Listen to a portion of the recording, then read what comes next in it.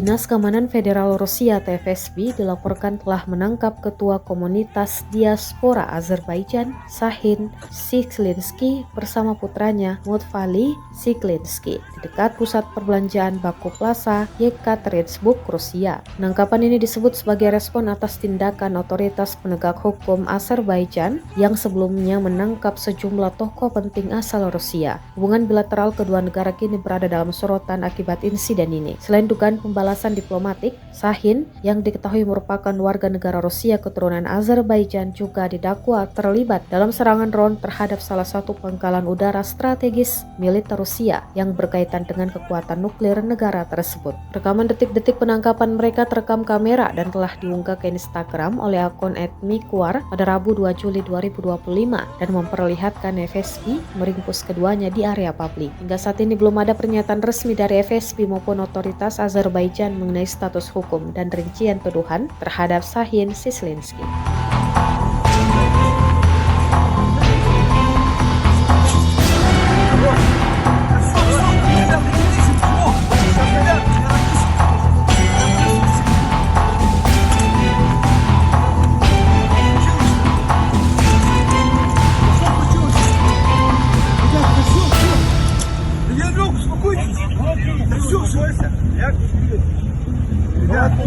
Все хорошо, хорошо, хорошо.